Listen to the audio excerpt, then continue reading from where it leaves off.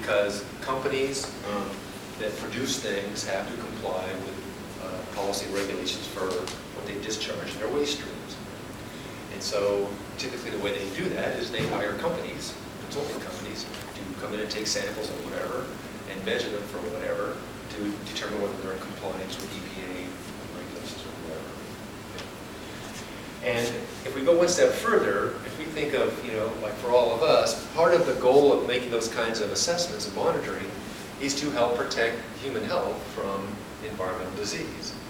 And environmental disease is this sort of catch-all of diseases that we may acquire in our lifetime that are not due to some purely genetic component predisposition, like some cancers may be, and so forth, but are diseases that are in part due to or contributed by things that we've encountered in our life, through our lifetime. Things we've been exposed to, things we've eaten. One common, of course, very well-known example is the linkage between smoking and certain kinds of lung cancer, that they know exactly, mechanistically, how the components, the toxins in cigarette smoke result in mutations in particular codons of particular genes that generate ultimately cancer, lung cancer in people. We linked all that. And so lung cancer, in that example, is a perfect example of an environmentally based disease. It's not because of you, it's because of what you did and how you expressed yourself in the environment. So when we think of an environmentally based disease, and in the field of toxicology in general, there's a underlying assumption. And that is that what we get exposed to determines what the response is, right? It's a dose response involved. And if you're a smoker, it's relatively easy to determine what your dose was, because we just have to figure out how many packs of cigarettes you've smoked a day, or how many years you've smoked, and we can calculate exactly what your dose to the different carcinogens in cigarette smoke has been. But for the rest of us who may not smoke, but get exposed to other things in our environment, like we all do, at varying over our lives, it becomes really difficult to understand what the dose was. Right? How do you understand what the exposure was to the disease? And so what people typically do in this field is they try to establish some exposure biomarker within an organism, like you. And a biomarker is just a biological tissue that may reflect what your exposure has been. So if you, I've talked this with examples before, in the case of lead poisoning in children, they look at lead levels in blood as an exposure marker.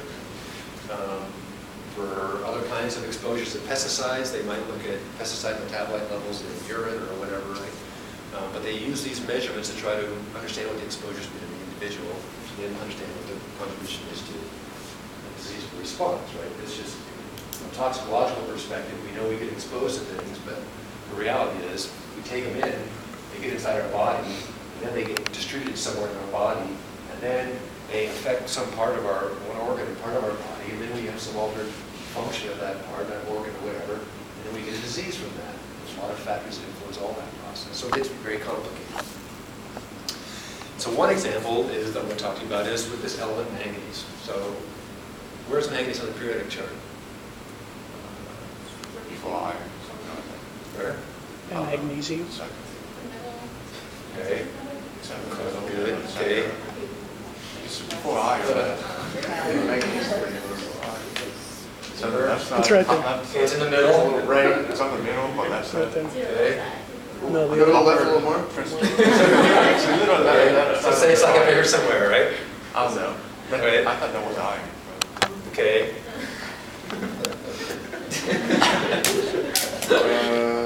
Yeah, you're actually. I'll tell you, it's up here. And what elements are up here? Titanium, copper, something. What series do they call these elements? Third row? Wait, somebody told me that you guys were chemistry students. Someone. All right. These are transition metals up here, right? Yes. Why do they call them transition metals? What is a unique feature of transition metals?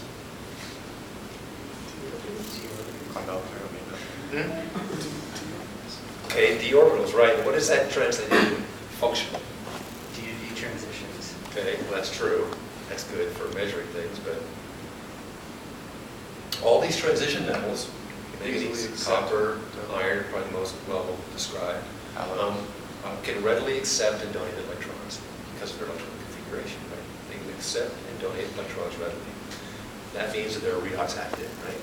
And of course, we know that these elements have a lot of function in biological systems, like iron, copper, manganese. Why is that? Use them like Enzymatic analysis. Yeah. Because they can, what'd you say? It's because they can be so easily. Because they can so easily accept and donate electrons, right? You know, I was probably, I don't know how old I was, but I was old. And I may even be teaching a biochemistry class, and it finally struck me that the currency of life, it's not ATP, the currency of life are electrons. Everything in life that we see and that we owe to living systems boils down to electrons that are around, right? That's what it is, right? And so you have elements like these transition metals that can easily accept and donate electrons. They're great shuttles. They have an enormous number of uses because at the basis of all life is moving electrons around. We can't move electrons, we're dead, right? And these elements, especially copper and iron, are very effective at helping us do that, right? Cytochrome proteins and blah, blah, blah. Well, manganese is one of those too. And like all kinds of biologically essential trace elements, like these three transition metals we just talked about, they exhibit this very interesting U-shaped dose-response curve. Right? When we think of like a toxic, something that's toxic or bad for us, that typically has a dose response that's monatomic. That means as the concentration goes up, toxicity increases. Right? But things that are essential for us don't exhibit these monotonic, meaning one direction dose response. They exhibit these U-shaped kind of dose response curves. And that's because, as you might imagine, that if this is the happy zone where I want to be, and this is like Goldilocks, and if I have too little, it's not good. If I'm deficient, I have nutrient deficiency. If I have too much, it's not good, because it's potentially toxic. So I want to be right in the middle, right? Not too hard, not too soft, just right. And that's how all essential elements exhibit in terms of their dose response curve. And as a biological system, we go to great effort to maintain levels in our body right there. And we do, so that's good. And the problem is then, you know, for a lot of these elements, and manganese is one example, is what happens when it gets too high from the exposures. Okay, so this is an example that's interesting. So manganese, you might think, oh, well, it's a biologically essential trace element. Why is there a problem? And the problem with manganese is that there are a lot of groundwater sources, just like the groundwater you guys measured for the anions. There are a lot of groundwater sources, including in the Salinas Valley, that are naturally very high in manganese, because manganese is a naturally occurring element that's high in the Earth's crust, relatively high, and so on. And they say maybe 6% exceed the EPA's maximum contaminant levels, naturally, and people drink that water. So that's a potential problem, maybe, right? There's also a lot of industrial sources of things like manganese. So wherever they make steel, ferroalloy, manganese alloy plants to make steel, they generate a lot of emissions that are these fine particles that are highly enriched in copper and iron and manganese and these things that would be potentially harmful if we breathe them. And so one example that we have looked at, and others have looked at, is what's the relationship between what your exposure's been and what the potential negative effect is. And so the top shows some graph of birth weight, just like that inverted, and now it's an inverted U. We all know that babies, when they're born, the bigger you are, the better you are, right? That's how it is. You know, higher birth weights associate with a lot of positive outcomes, lower birth weights associate with a lot of negative outcomes. And they look at the relationship between birth weight and the mom's blood manganese level. We saw this inverted U. If you're low in manganese for your mom, your kids have lower birth weight. If you're high in blood manganese for the mom, your kids have lower birth weight. You know, right in the middle. The same for looking at the mental developmental index score. It looks like an IQ score for infants. An MDI score for kids that their blood manganese level at 1 year of age. You know, the lower it is, the worse you are. The higher it is, the worse you are. Right in the middle is just right where you want to be. And these are all statistical associations. This doesn't prove any causality that manganese is causing that. It's just a statistical association. But what you might want to know as a scientist is there really a causal relation? Is the lower or the higher manganese, in this case, causing these kinds of effects? Right? And there's been other effects that people have found. And the problem with something like manganese is it's an essential element, and our bodies regulate it very well physiologically. And so if I wanted to say, what's Joseph's exposure to manganese been, how would I do that? How could we evaluate what Joseph has been exposed to over the past month? Okay, so we take your blood, right? That's one way.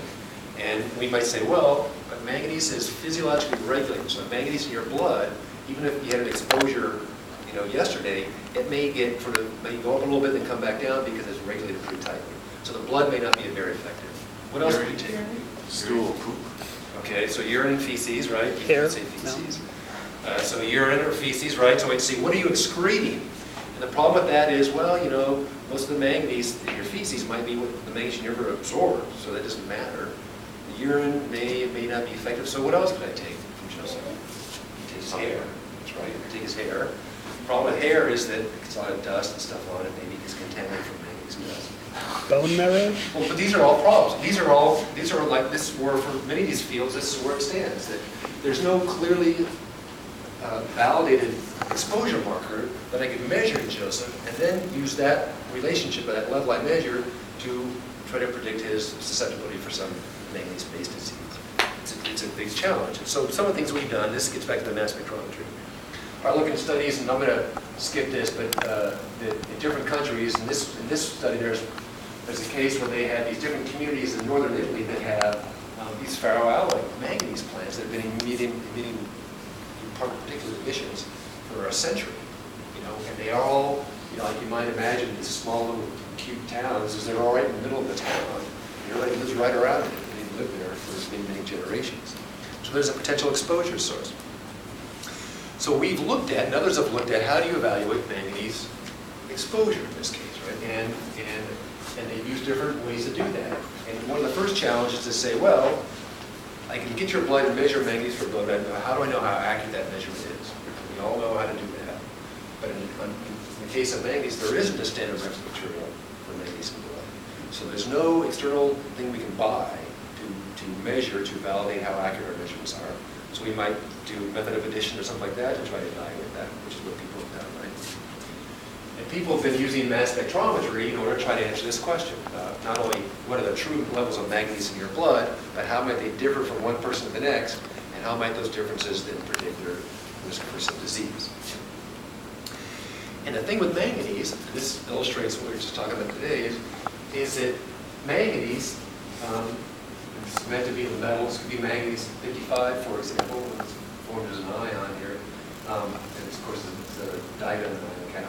I don't know what that shows. That manganese might come out of a mass spectrometer here, but if you're measuring manganese in blood, you have a couple problems. One is there's an argon oxide not isobaric, but a polyatomic interference that comes out very close to the mass for manganese. And what's really high in abundance in blood besides manganese? Iron. Iron, because there's a ton of iron in hemoglobin, right? So the concentrations of iron in blood are probably 1,000 times higher than manganese.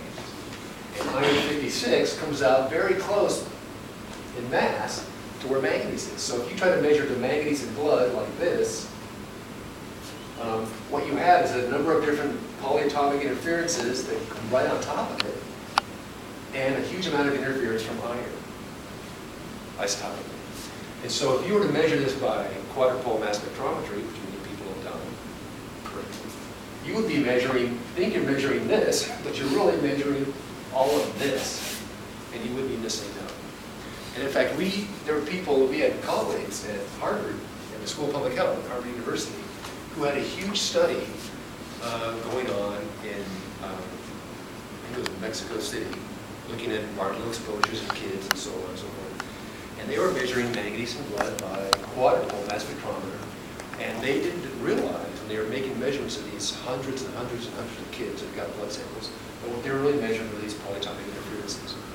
And other people showed that what you really need to do is use a high-resolution mass spectrometer, a magnetic sector one, where you can optimally separate and have the resolution to separate the masses from manganese from the other possible masses from these polyatomic interferences, like we might show here, where you need that higher resolution. And the studies that those people did in Harvard, where they figured out that something was wrong after several years of doing all this work and many hundreds of thousands of dollars, is that the values they were measuring were completely wrong. And this is only just a few years ago. And they finally proved to themselves they were wrong by doing a simple study where they said, all right, I'm going to take a blood sample, or not a blood sample, but maybe even a standard, and I'm going to be measuring what I think is the manganese concentration in that sample as a function of how much iron I add to it.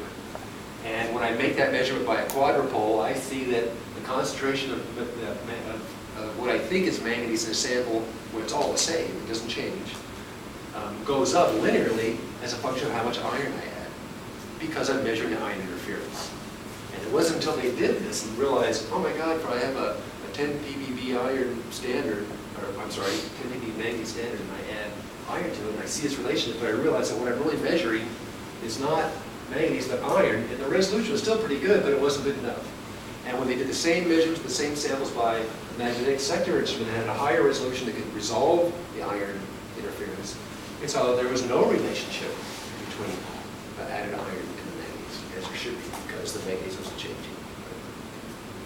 So why not use just the high resolution all the time? Besides, obviously, the money. Because of the money. Is that really the only limitation there? That's because to have a mass spec like you've seen with Rob Franks requires somebody like Rob Franks who can maintain those, and the learning curve to use those, and the cost to purchase them is 3 to 5 times higher than it is for a quadrupole. So it boils down to the money. So they solved this. But this is an example, like a very interesting example of like it really does matter. And in this case, it probably cost them a couple $100,000 because they had like a team of people doing all this work and these studies, and they were generating data that they needed that were inaccurate. And unfortunately, in their case, they analyzed the samples and then they were gone. And they're like, we got these from kids, we're doing all these, cognitive testing of these kids, and the exposure measure we had these kids was analyzed incorrectly, and now it's gone. I can't go back to these kids, they're older, it costs a ton of money to find them again. And so they had to develop some type of correction factor in order to adjust the data, just to try to salvage some of it. Okay. Another example is that I want to talk about involves using laser ablation mass spectrometry, and again with manganese. So did Rob talk about laser ablation mass spec with you guys? Yeah, a little bit to some of you, right? So instead of having, if you don't have a liquid sample, or there's other reasons you might want to do it, but if you don't have a liquid sample that you want to analyze, you either have to turn it into a liquid sample by digesting it, so it's in the aqueous phase, or you have to use some other means in order to analyze that solid sample.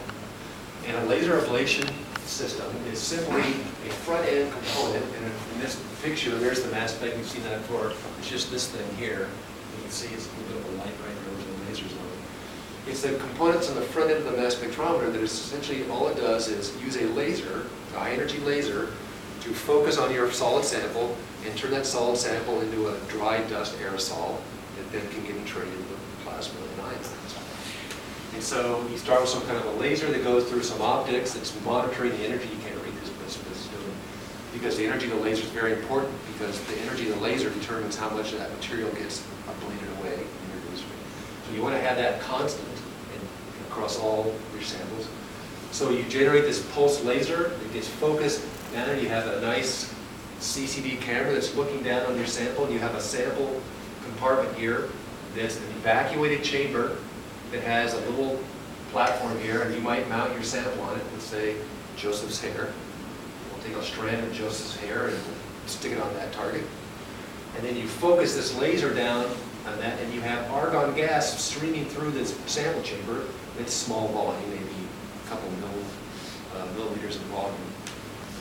And when the laser comes down and ablates his hair into his dust, and you can't quite see, but these fine particles, those particles get swept into the plasma torch and into the mass spec, just like it would be a liquid sample. And the advantage of this is that it's an unprocessed sample. And let's say, and if I wanted to do some kind of spatial mapping of what the concentrations of manganese or whatever were in Joseph's hair, I could do this because the laser spot size can be as small as like 10 microns in diameter. So I can look across his hair, and since hair grows at about a centimeter a month, I could look at one part of his hair and another part of his hair and understand what got incorporated into his hair in different parts when the hair was growing. So we've actually used this technique in even a cooler way with this manganese storm. And that is to analyze manganese in teeth. And so we talked about, you measure urine, feces, blood, hair. Basically, for a biomarker, you consider measuring anything you can obtain relatively non-invasively from a person or animal. And one thing that didn't come up is you can actually get people's teeth. Now you may think like, why would you pull someone's teeth? Of course, you don't do that. You don't pull people's teeth. But kids, as a child, you lose your teeth, right? You naturally shed your deciduous teeth. It starts when you're age 4 or 5, all the way up to you're 13, depending on the tooth. And interestingly, they know a lot about tooth developmental biology. And all of our teeth, when teeth we've since lost, those teeth started forming in utero before you were even born, even though they're below the gum line. And a large part of that tooth will form below the gum line when you're still prenatally, before you're born, and it will continue developing for the first year or 2 or 3 after you're born. And so we've used this technology to say, if we took your teeth that I got from your mom or dad, say, how we did it, we could section those teeth longitudinally like this. So this is the size of the section. And if we look at that tooth under the microscope, we see a couple of really important features that are important to us.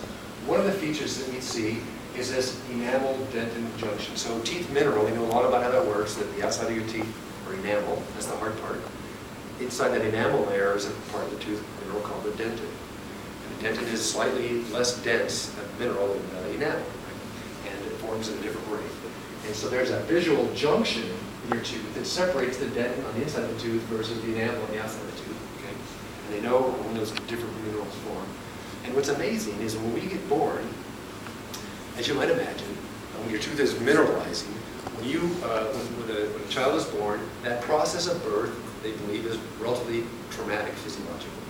And that trauma, somehow, they don't understand how, that trauma affects the mineralization process of the tooth. And so over that period of a day or two, when there's that trauma occurs, the mineralization changes slightly and then reverts back in terms of these minerals that are forming. And you can visualize that. They call that the neonatal line. That's the point of when the individual was born. But the tooth mineral formed on one side of the neonatal line was formed prenatally, and the mineral formed on the other side of the line was formed postnatally. And so we could section this tooth and then put it in a laser ablation instrument and ablate small amounts of tooth mineral, that's a blow-up of that child, about 10 microns or 15 microns, and analyze the elements in the tooth mineral by mass spectrometry at different places in the teeth that formed prenatally and postnatally.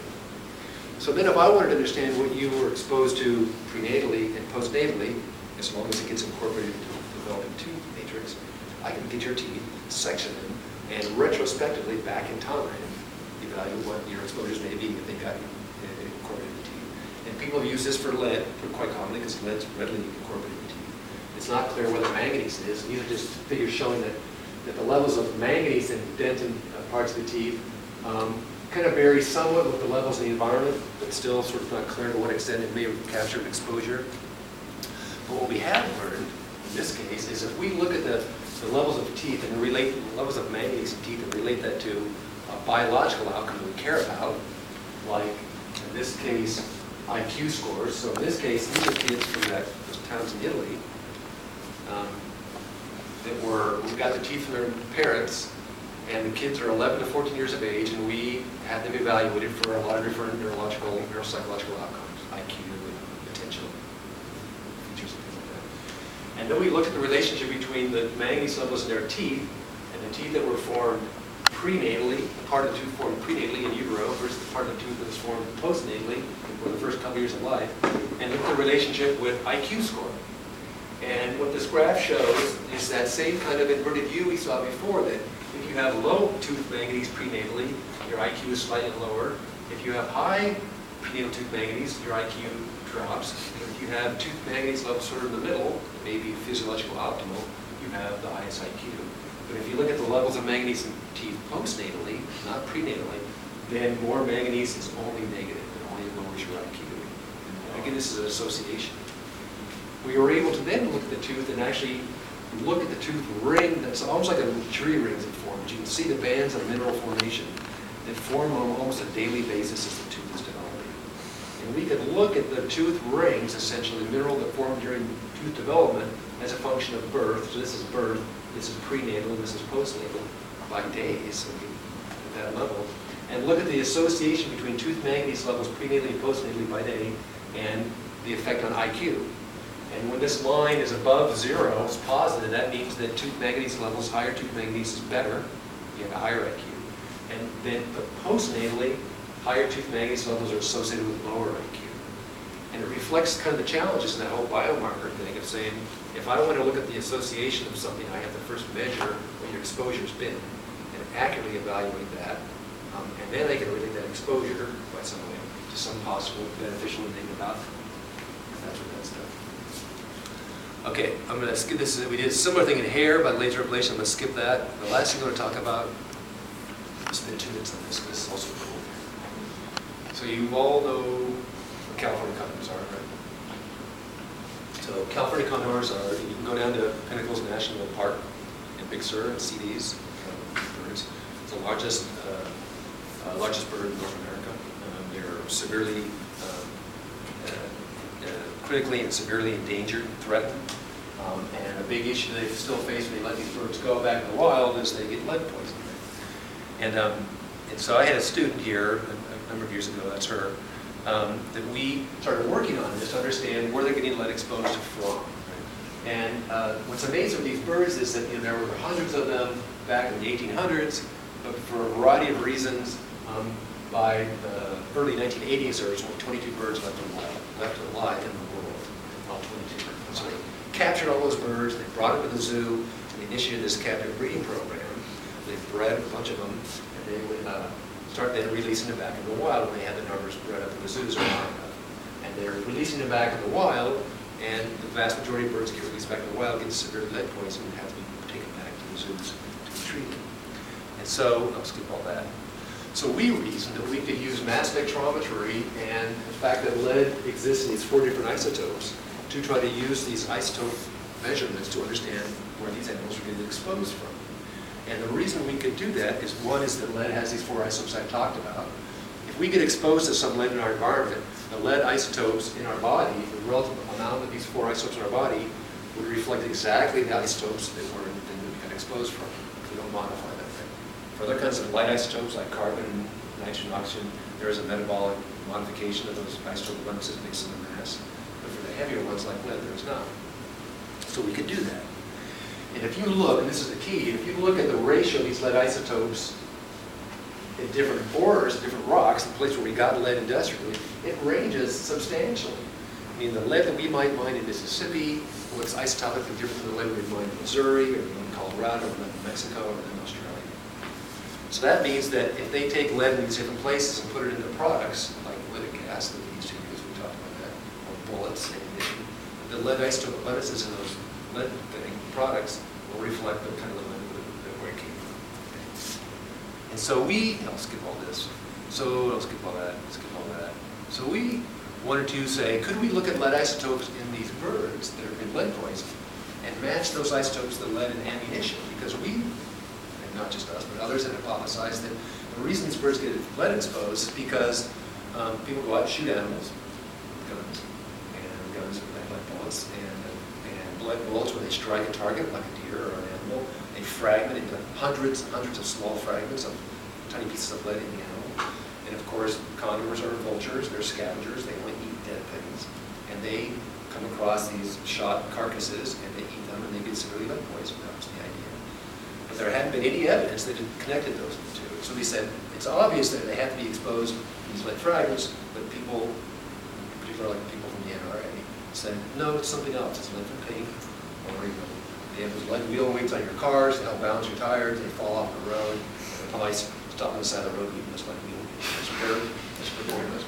So we said, we think we can do this. And so the first way we started is we had this opportunity came up where a couple birds got exposed to lead down at Pinnacles National Monument. Quickly what happened was, a number of years ago, birds are observed by all the biologists that follow them around every day, feeding on some pigs that had been shot by a rancher there.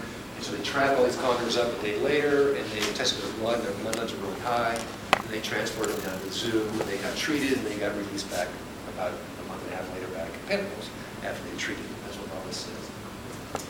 They collected the pig that was the birds, some of the birds were feeding on. There were several pigs, and they took the bullets out of those pigs. These are 22 caliber bullets that some ranchers shot the pigs down there. Some of them had fragmented, some remained intact like this. We analyzed the lead isotopes in those bullets, right? And then we took the samples from these birds that had gotten treated for lead poisoning at the zoo. And they number them. These are 2 birds, 306, 318. And we have they have also get blood samples from these birds before they ever got released. They got born in the zoo, raised up in the zoo, and before they're going to get released in the wild, they collect a blood sample from our place. So we analyzed the lead ratios, 207 to 206, in their blood sample and the lead concentration. And they hadn't been exposed because they hadn't been released. They're totally healthy. So they had really low blood concentration and an isotope signature that looked like that. If you were to measure lead in all of your bloods, it would probably look about like that, just like that. And then we also measured lead isotopes in ammunition samples that the sporting goods stores sell in Central California. And it had isotope ratios in this range, different than what the natural isotope ratios background is. Then when we looked at the birds that got lead poison, they had blood isotope ratios that looked more like the ammunition we measured. They were very high in concentration. And when we looked at the lead isotope ratios in the bullets that came out of those two pigs, it was exactly like those birds. So they went from this, from the background, to having a signature that looked just like the ammunition they ingested. And then we were also able to get their feathers, because condors have really long feathers, and they grow really fast when they're growing. Slow grow over a period of about 3 or 4 months, maybe a half a centimeter a day. And we can chop up that feather and look at, just like your hair we're talking about, and look at the lead isotopes in different parts of the feather that were growing when the animal was exposed. Okay, so if you look at the feather section, this is the lead concentration, really low, and this is the older part of the feather near the tip. And when you get closer and closer to where the feather was growing when it got exposed to those lead from those pigs, the lead concentration goes way up because it got exposed to those pigs. And if you look at the isotope ratios, it starts out like their blood background, and then when they got exposed to the lead, it dropped and ended up looking exactly like the lead isotope signature in the bones. So we've done a lot of cases like this where we've connected lead and ammunition to lead exposure to these condors as a result of being exposed to lead ammunition from hunters. And there's another one. And we've come to this conclusion that for the vast majority of all these birds we measure, that the lead exposure in the vast majority of these birds, maybe 70 to 80%, can be attributed to exposure from lead ammunition. So we use this information and other policy people then, let's get all this, to actually lobby, and I can do this, but others did, lobby the legislature of California that led into a passage of a bill to limit the use of lead ammunition in certain areas.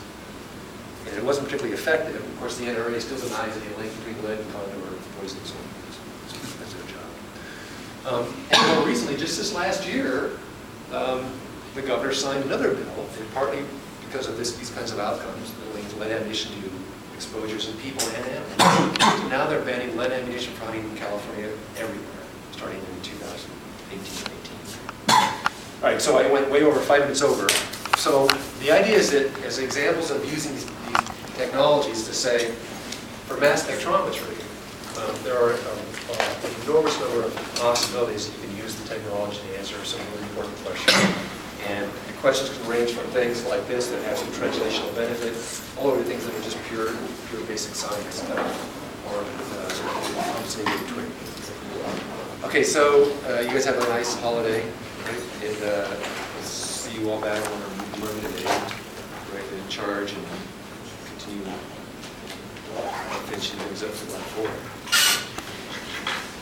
Okay. Chris?